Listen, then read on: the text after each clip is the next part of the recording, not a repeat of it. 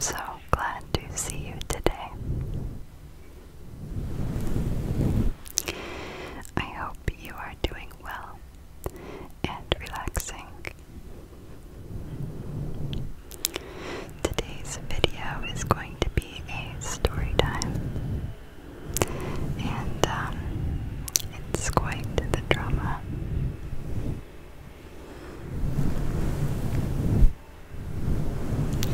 So I want you to take a deep breath and strap in.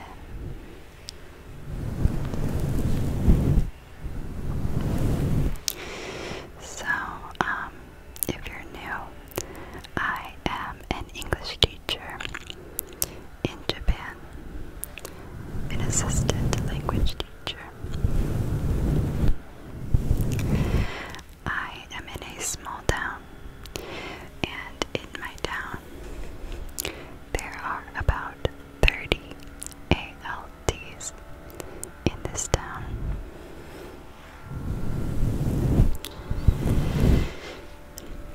And that can lead to either the best of friends, the best bonds that you can imagine,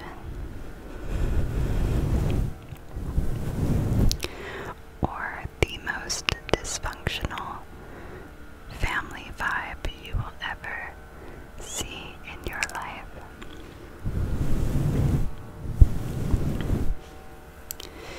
Now, I have been here for about 4 years, and I am one of the most experienced ALTs because during Corona, many people went home to their own countries. And so we were very overstretched as far as our town goes. We were picking up a lot of slack, which is okay, of course, but last November, 17 new ALTs arrived, and they were staggered, okay? And my town has never gotten so many new teachers in one batch.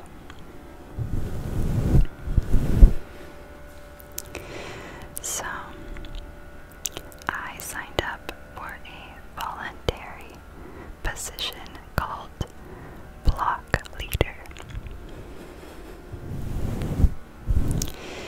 And what I do is I am a listening ear.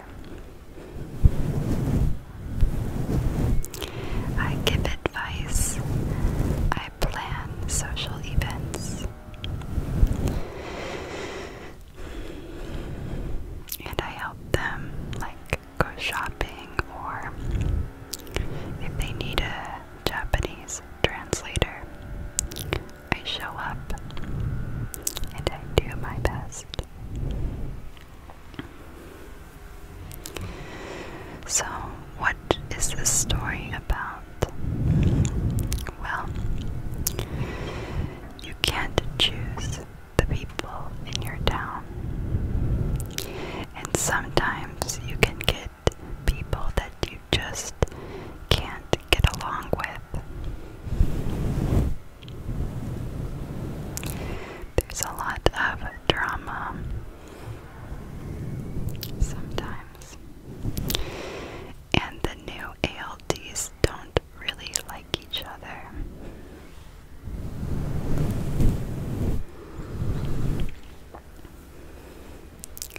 So I have been hearing privately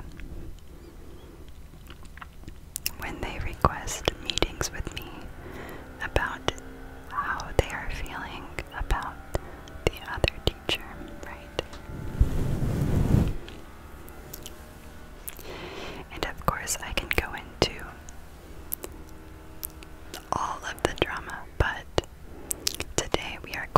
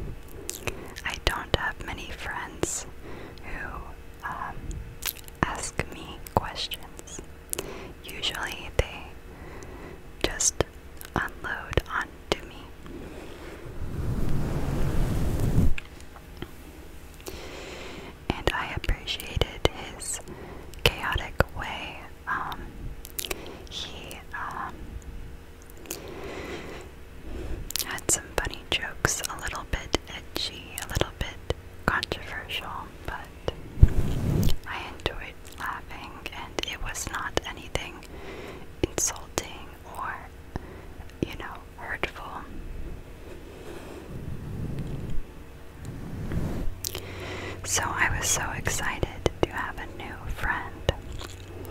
I was so excited to introduce him to my friends, and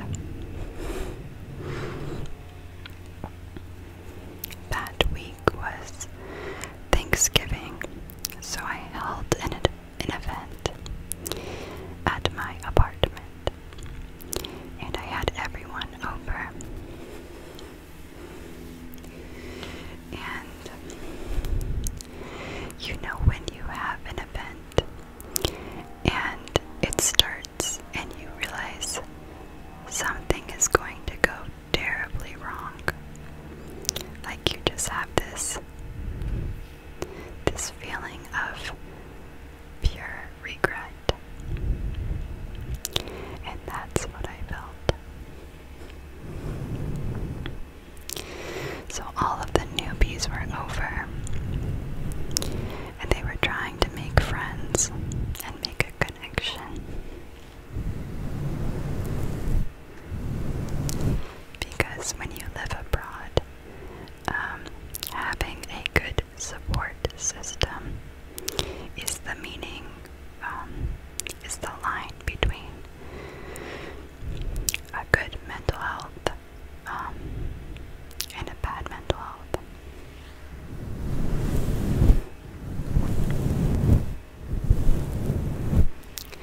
Especially in the winter months. So I had everyone over, and Chad arrives 3 hours late, which is fine, but he was plastered, and I drink, so I'm okay with drinking. But there's a difference between drinking socially and you are belligerent, you know.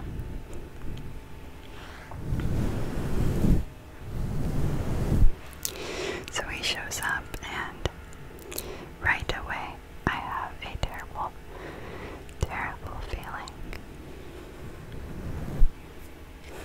I just do.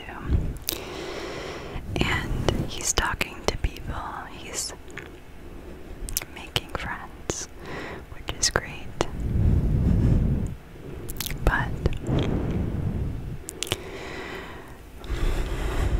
we have another friend called, let's call her Shelby. And Shelby is Jewish. And I guess on Thanksgiving there was a Jewish holiday. And all she wanted to do was, during Thanksgiving, to light the menorah candles.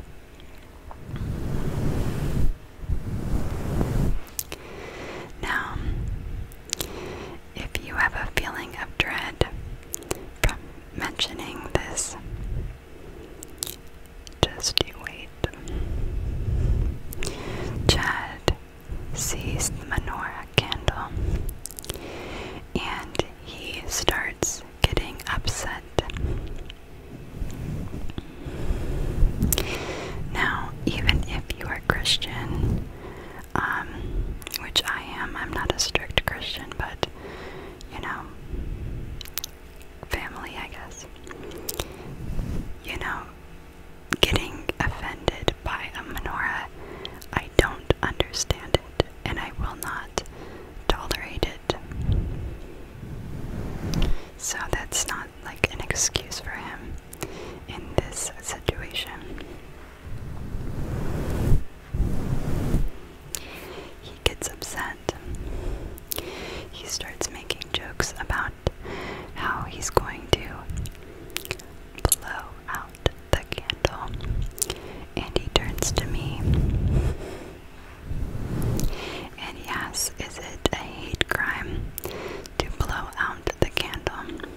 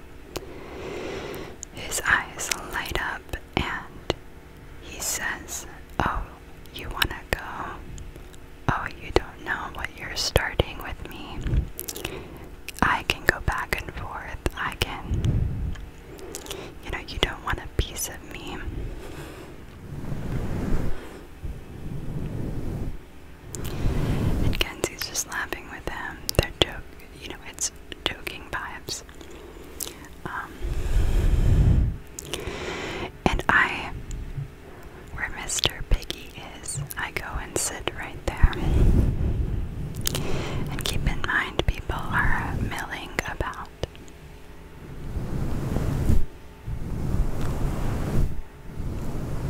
Kenzie is talking to Chad, and she sees me by myself on the couch. And she comes over and sits right here to my left, and to the other side of the couch is a like an open floor plan to the kitchen where people are standing.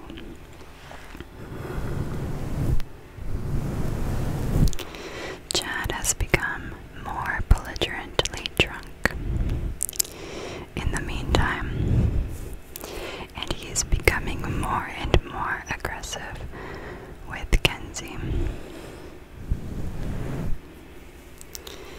And I'm going to take a moment to say that I come from a very fearful household, not a safe family life, to say the least. As in, like, my stepdad was abusive and drunk, and, you know, in lighter words, it's terrifying for me, and it's scary for everyone, because even other men don't want to go toe-to-toe with a buff, chaotic man that's drunk, you know?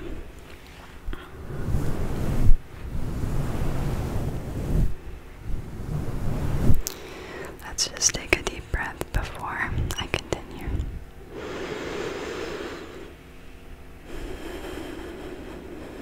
It's okay. Obviously, everything is okay now.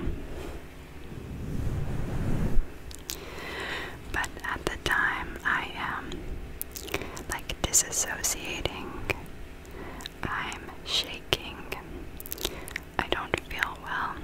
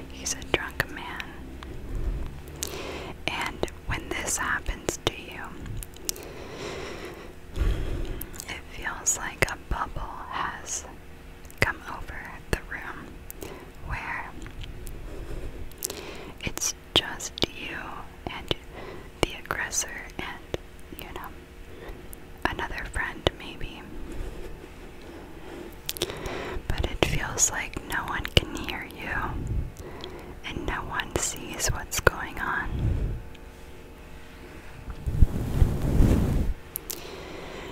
But I'm like shaking, but I go into myself and I say, I am not letting this happen to me in my adult life. No way. So I reach between them and I put out my hand. And both of them freeze and turn to look at me. And I talk to the both of them very calmly. And I say something like, I know you two think that this is a joke or a banter, and you are enjoying one-upping each other, but it is making everyone uncomfortable, and it's freaking people out. Then I look directly at Chad in the eyes, and I say, you will never do this again in my presence, in my house, near my friends. I will not stand for it. And he's staring at me silently, shocked. And here's the mean part that I said, but it just came out of me. I motioned to his body and I said, this angry, drunk trucker hat vibes. You know, I cannot handle it, and it will never happen again. And the trucker hat will come up later, that comment. And still shaking, I get up and I leave the situation. And I go near the front door, and I can see Chad still talking to Kenzie. She is fine now, laughing, because she's much stronger than me.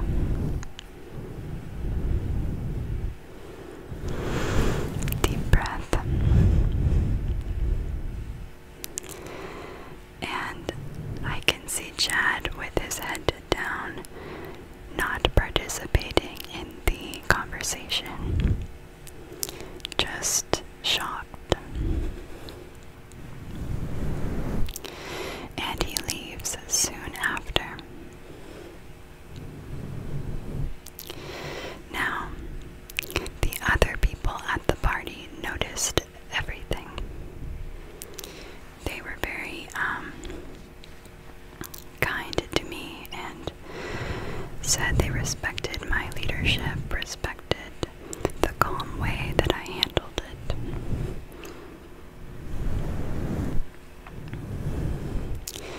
But I hate confrontation, and I hate thinking someone is upset with me.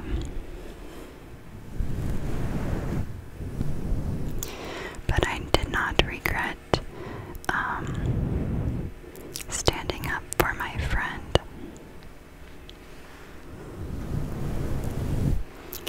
But we have another friend called, let's call him Jerry. And Jerry had heard the anti-Semitic comments, and he told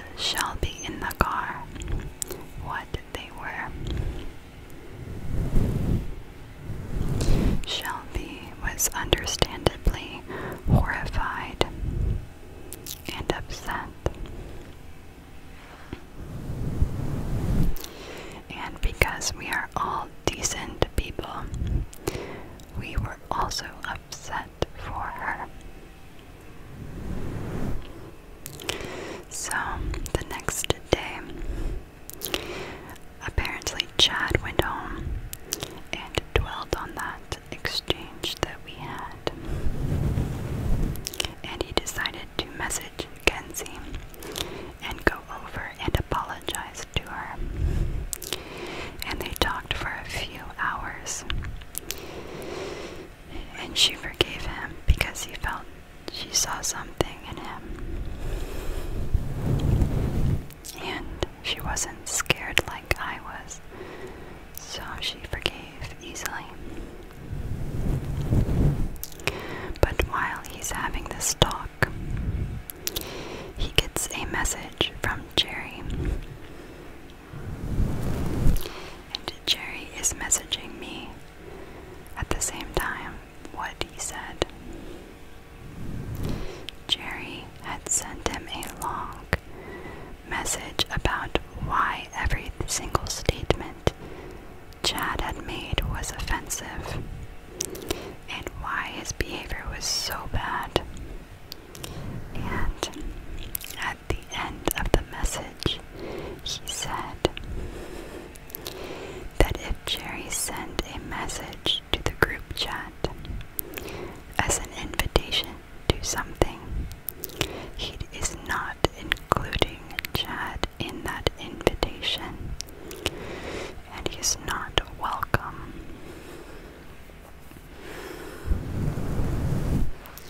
Now Jerry is another newbie, and he was defending Shelby, okay? But Kenzie told me that Chad's reaction to that message was horrible. He starts cursing, calling Jerry a B word, saying you should say that to my face. And Kenzie was shocked. Then Chad thinks about it and decides to be remorseful. So he messages Jerry to apologize, and he reaches out to Shelby to apologize. And his reasoning was that it was a joke. He didn't mean it. He's not anti-Semitic. He was just joking.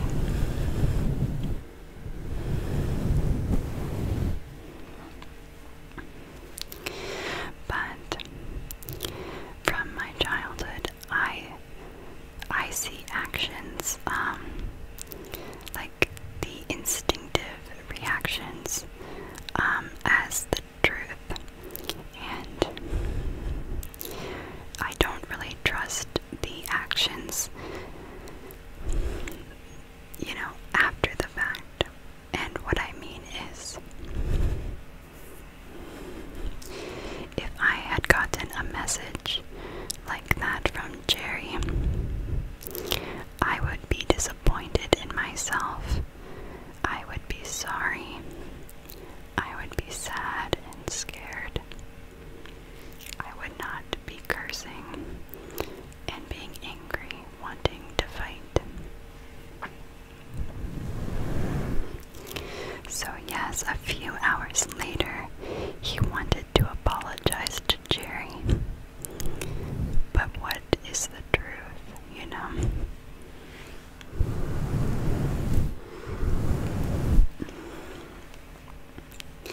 Now Chad wanted to apologize to me, but we didn't meet because I was going to help him later that week.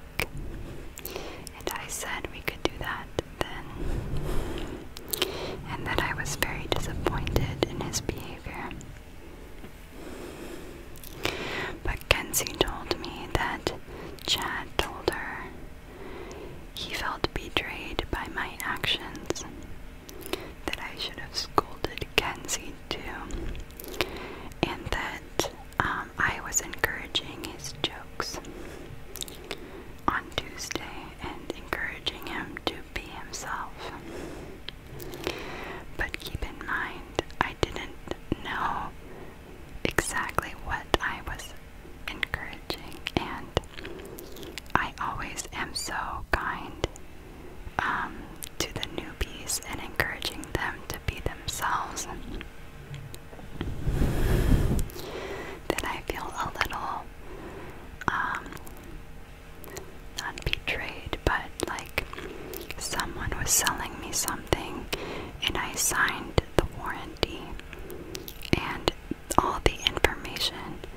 was not on that paper.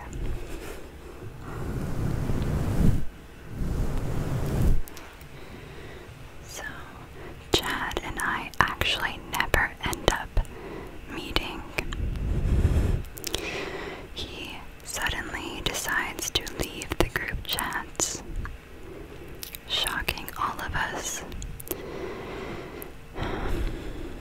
And Shelm and I send him a message saying, please stay because you need to stay in the group chat.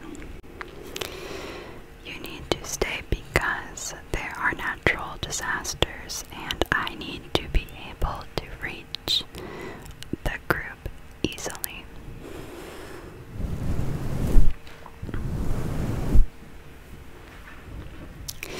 So, what does he do? He ghosts me. He just ghosts me. And then Shelby feels bad and reaches out, saying that she forgave him. And he ghosts her too. And recently, a week ago, he blocked me on Facebook after no contact for the entire winter. Now, my fear is he's still angry, and I'm still a little afraid of him. And the worst part is he lives in my building.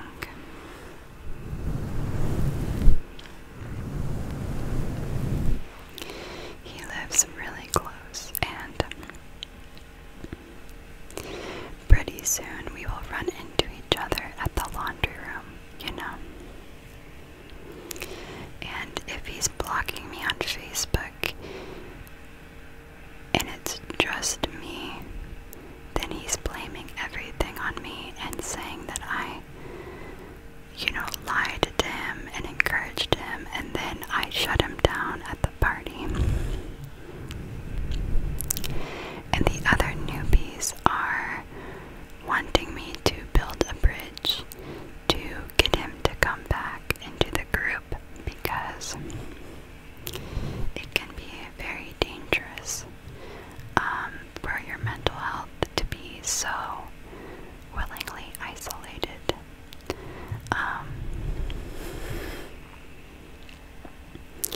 But I don't know if I want to or if I can.